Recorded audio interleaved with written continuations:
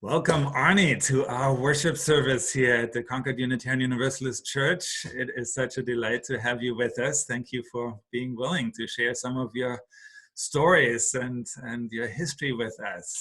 Well, it's great to be with you, Michael, and great to be with the members of the congregation. We've had a great connection over the decades.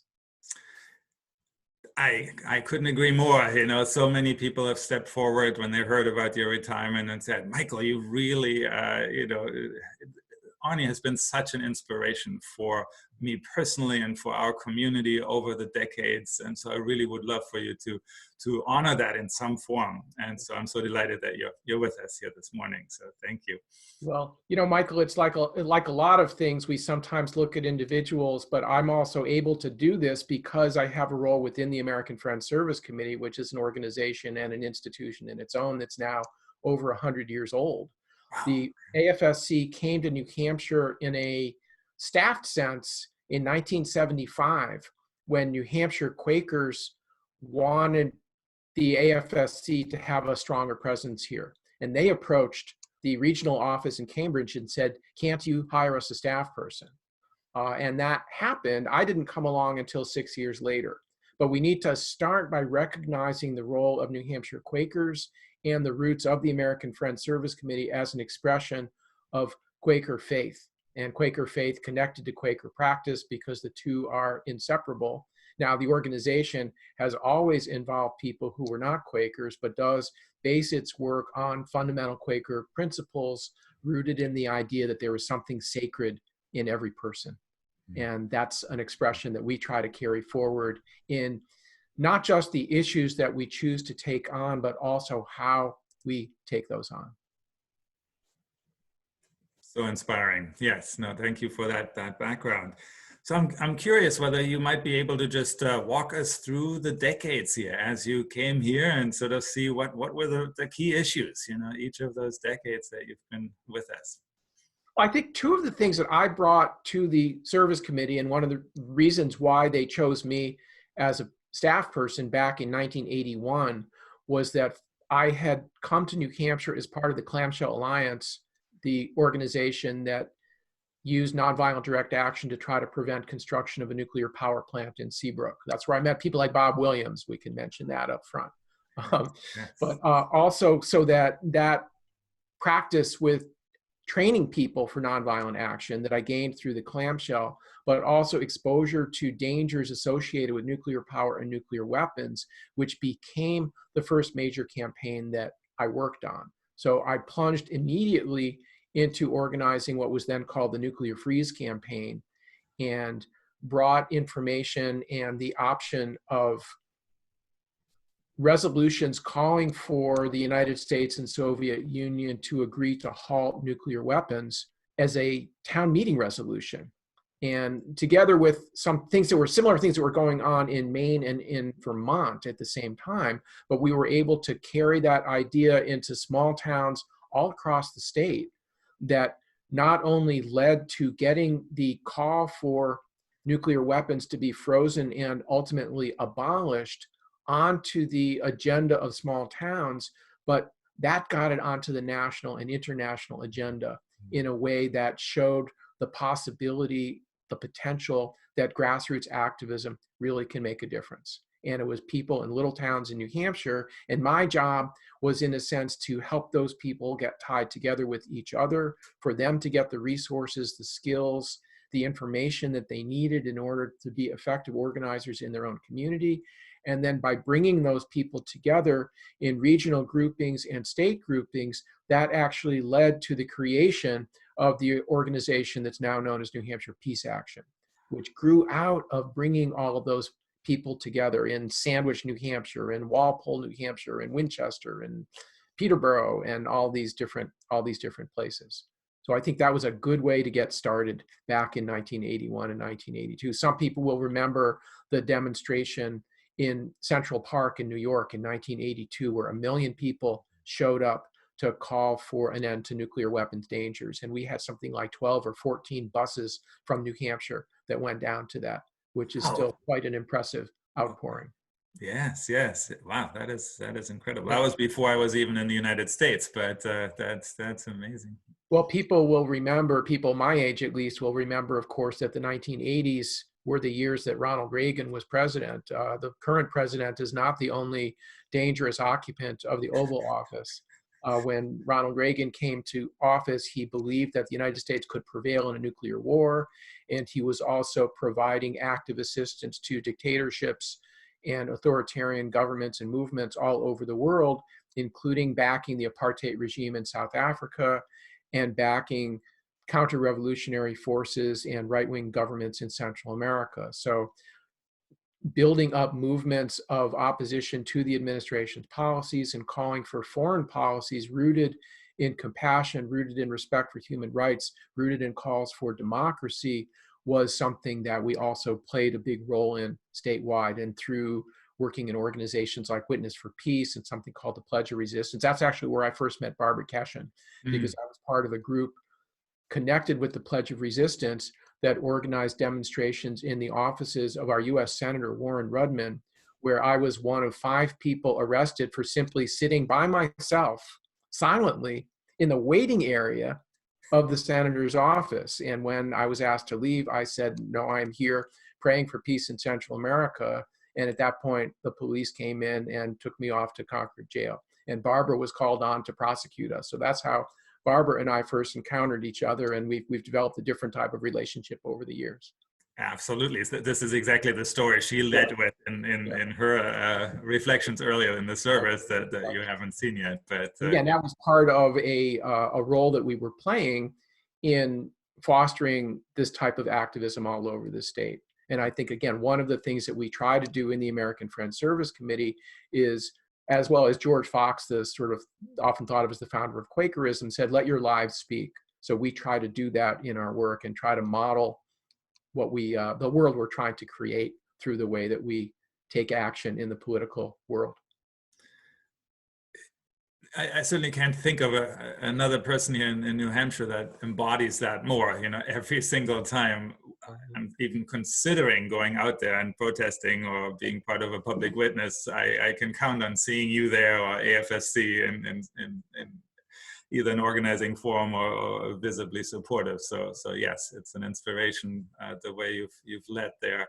So what happened in the 90s? What was that's part of it, Michael, is that we're able to protest and resist, but always doing it with an understanding that our enemy, our opponent, is systems, not individuals. And that even individuals who right now are doing something that we believe is wrong have the ability to change. And that's what we're trying to work for. So we can look at something like the 20-year campaign to abolish the death penalty in New Hampshire as a perfect example of how that happened, where year after year after year, for me, it started in 1985, when there was a proposal to actually change the state's method of execution from death by hanging to death by lethal injection. And with Quakers, we went to the State House and said, that's really how to kill people is not the question we should be answering right now. The question is, how do we not kill people?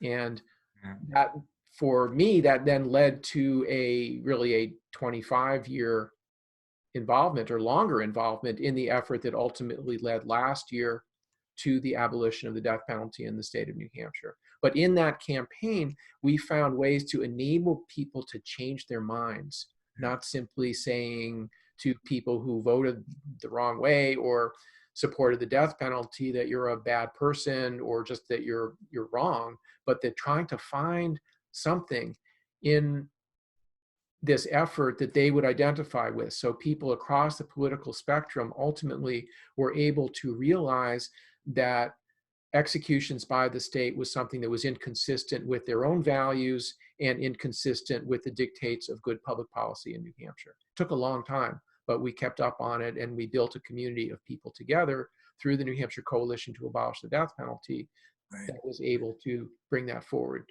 ultimately to success. Yeah, I mean, what an inspiration. And I mean, I remember it being an almost done deal in 2010 when I first came here, or again and again, shortly after that. And then Very had to close. get going and going and going. So my question is, how do you, I mean, in this sort of culture of I want it now and, done immediately, and how do you maintain motivation over a span of 25 years? Well, let me use another example. It took us 20 years for New Hampshire to win passage of a holiday honoring Martin Luther King Jr. Wow. And my role in that is I was called the communications coordinator. And really what that meant was that I was the person who, because I had a job that enabled me to do that, and all the other people who were involved in it were basically involved alongside all the other things that they had to do. They were running businesses, they were parents, they had other jobs, and I had a job that enabled me to be over at the State House talking to legislators and be in connection with activists all over the state and make sure the reporters knew what was going on. That was back in the day, Michael, when we used mimeograph machines to print up our talking points and put them actually in envelopes with stamps. Some of your members will remember those days. Some might not, but anyway, but that was how we got the word out. But trying to figure out, like, what are the talking points? What are the things that we're hearing that from people who are against Martin Luther King Day that we need to respond to? But through that whole time, we had Dr. King's example, because here was a man who experienced his first death threats when his house was bombed during the Montgomery bus boycott. And he realized that he was not going to let anybody turn him around. So despite death threats, despite campaigns of harassment, campaigns led even by the FBI, trying to discredit him and the movements he was associated with, he understood that the future he was trying to build was not going to come about overnight, but it was going to require persistence. It was going to require strategy. And it was always going to be rooted in values, the values of love, the values of nonviolence, the values of democracy, the values of upholding the human rights of everybody, the values of economic justice, of having a system that is fair to everybody, the values of racial equality and racial justice, and overcoming the histories of racism in this country. And we had him as an example, and I would say that we still do. And that's why that holiday campaign was so important. And that's why Martin Luther King Day itself continues to be important for us. And it helps us, as do the traditions of the Unitarian Universalist Church, helps us ground ourselves in our values, that beyond whatever is the issue that is calling our attention at the moment, that our values are what can help keep us grounded as we try to build the world that we know is possible. Yeah, beautiful. Thank you.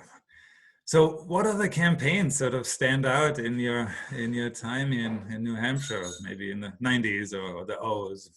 Well, back in the 90s, a lot of our attention, Michael, started to be focused on the understanding of a global economy that was really emerging at that time, that was leading to the disappearance or continued disappearance of manufacturing jobs from places like New Hampshire, that was leading to the reemergence of sweatshop production, not only in places like China or Vietnam or Indonesia or Haiti, but even back in the United States, as unions were declining, as the government was stepping away from protecting workers.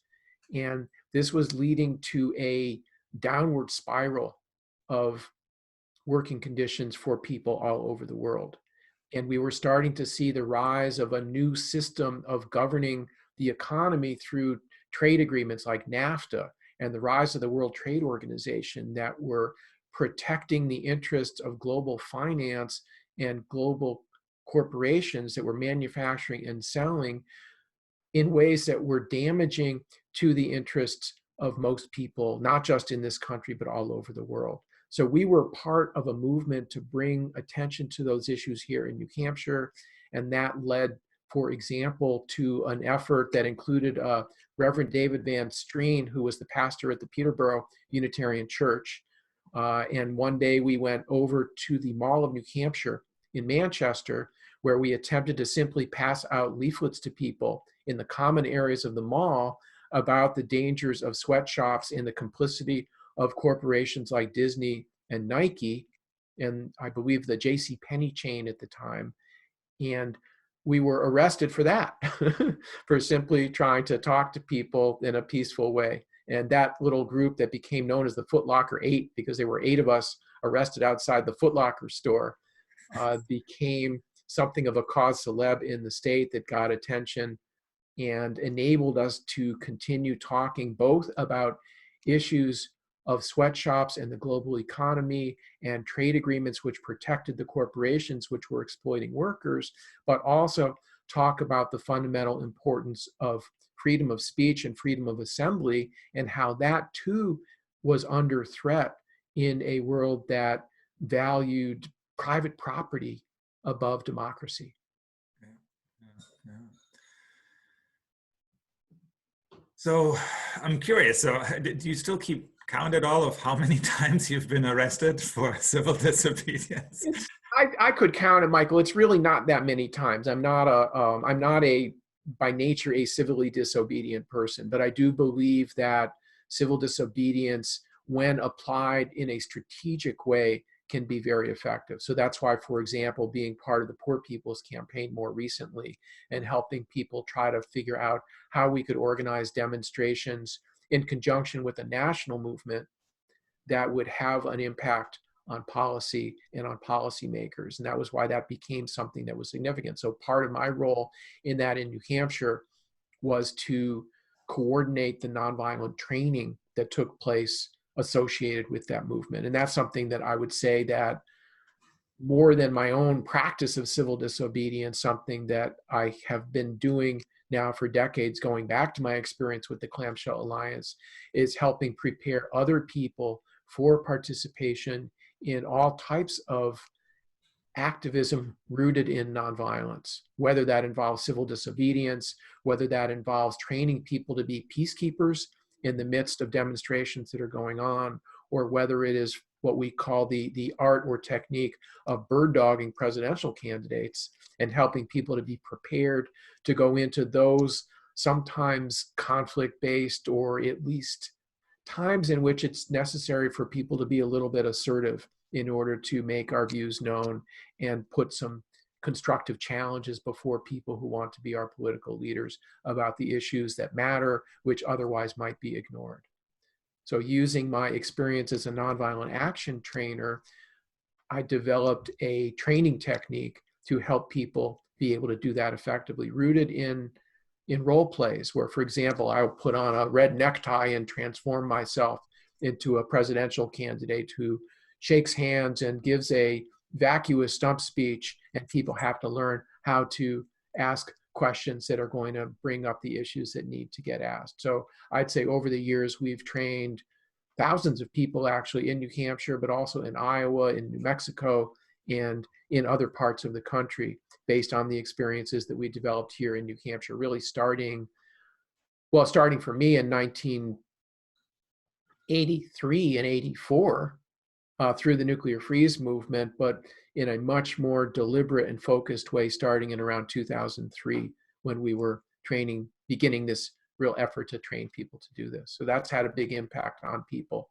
all over New Hampshire, but even further. So we need to start to wrap it up here a little bit, but this is, I think, a perfect segue into what we're here to celebrate is your legacy, right? You've been such an influence on so many in our community, as I already said, and so I'm just wondering, how you would frame your wishes in terms of your legacy with AFSC and AFSC's role in New Hampshire going forward. Well, let me say, Michael, also related to your work and your legacy, that starting in the 1980s, we began paying attention to homelessness and to New Hampshire's housing crisis. And in the 1990s, we developed a project focusing on putting pressure on the state's financial institutions to make capital available for the development of affordable housing. And over time, that project developed into additional work, creation of projects like what is now called Housing Action New Hampshire. But around 13, 14 years ago, we hired a woman named Maggie Fogarty to work with me, and specifically to focus on economic justice concerns. Now, Maggie has gone on, in addition to a great deal of work on economic justice, has also become a very important leader in the state on justice for immigrants. And I am very happy to say that as I go into retirement, that Maggie will still be anchoring the American Friends Service Committee office in Concord and is in the process now with a search committee of hiring a new staff person to work with her. So as I prepare to go into my own retirement and figure out right now, I don't know exactly what I'll be doing, I am very happy to say that the work of the American Friends Service Committee will go on, and that support from communities like the members of the Concord Unitarian Universalist Church in support of AFSC will help AFSC continue to play a leading role in bringing people together, providing skills, providing training, providing resources, and exercising some leadership so that people in New Hampshire will continue to be stepping forward, working for the world that we know is possible. Thank you, Arnie. And in a moment, I will invite our congregation to be as generous as they can possibly be in support of the Arnie Alpert Fund set up, right, to hopefully make your legacy come alive over the many next decades that we need. Thank you. Now, we've been certainly beneficiaries of the peace site process that enabled us to have meetings at your church when our office was not appropriate for such things. We've also had, we can't count the number of events that we've been able to hold at the Unitarian Universalist Church here in Concord. So thank you for your hospitality as well as your generosity, and good luck to everybody as we go forward. Thank you once again. And I'll see you around town, I hope. Okay, bye-bye. Bye-bye.